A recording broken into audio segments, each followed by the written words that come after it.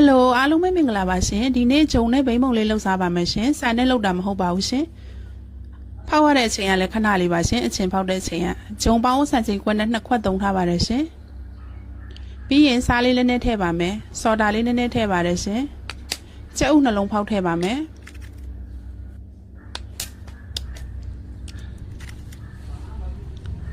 နို့စိမ်ပေါင်းဆန်ချိန်ခွက်နဲ့1ခွက်ခွဲထည့်ပါမယ်ရှင်ပြီးရင်တေချာလေးမှွေပေးလိုက်ပါမယ်အခုလိုမျိုးလေးမှွေပြီးသွားရင်တော့သူ့ကိုဖုံးလေးပိတ်ပြီးတော့နာရီဝက်လောက်နှက်ထားပေးလိုက်ပါမယ်ပြီးရင်ထညက်ရည်ကြိုးထားတာပြစ်ပြစ်ကလေးကိုထမင်းစားစုံနဲ့4စုံလောက်ထည့်လိုက်ပါမယ်ရှင်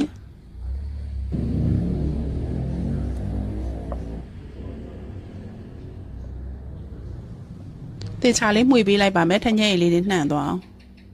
ပြီးသွားရင်ထောပတ်ရှိလို့ရှိရင်ထောပတ်ထမင်းစားစုံနဲ့2စုံ3စုံလောက်ထည့်လိုက်ပါရှင်ပြီးရင်မုတ်လုံးမအိုးစီတုပ်ပါမယ်ရှင်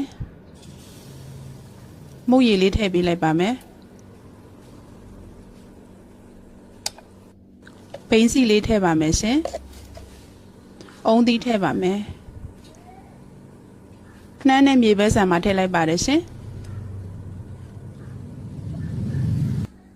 ပြီးအဖုံးလေးအုပ်ထားလိုက်ပါမယ်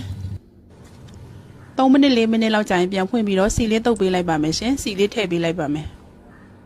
ပြီးရင်ခဏလောက်ပြန်အုပ်ထားပါမယ်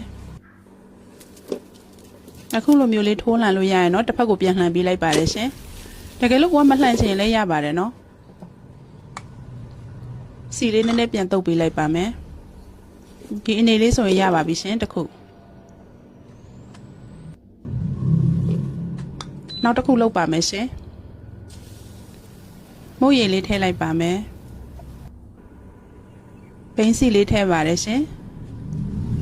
အုံသီးကြရင်အုံသီးလေးထည့်ပါရှင်အစာပလာလေးတွေစုံထည့်ပေးလိုက်ပါတယ်ခဏအုပ်ထားလိုက်ပါမယ်ရှင်စီလေးဘေးကနေဖြန်းပေးပါမယ်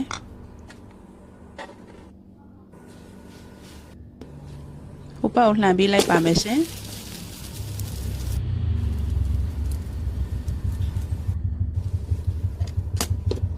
ဒီလိုမျိုးအနေလေးဆိုရင်ရပါပြီနောက်တစ်ခု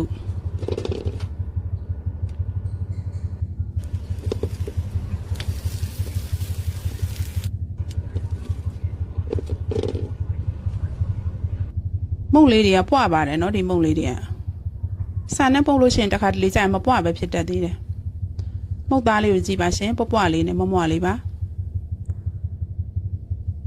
အချင်းဖောက်တာလည်းအကြာကြီးစောင့်စင်ရမလို့သူကလှုပ်ရှားကြည့်ပါနော်ကျေးဇူးပါရှင်